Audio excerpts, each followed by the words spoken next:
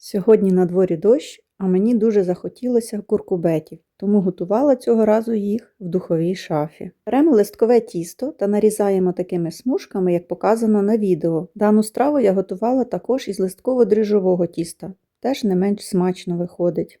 Тісто або можна розкачати, або можна отак, як я, руками. Потім беремо звичайні шпажки, нарізаємо сир, у мене моцарелла, та по 2 шматочки на кожну шпажку надягаємо. А потім, як показано на відео, накручуємо на сир по спіралі тісто. В кінці гарно фіксуємо, викладаємо на пергамент на деко, змащуємо яйцем,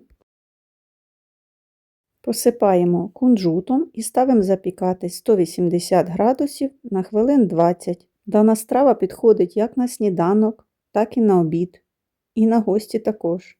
Тому пробуйте, куштуйте, це дуже смачно. Смачного та підписуйтесь!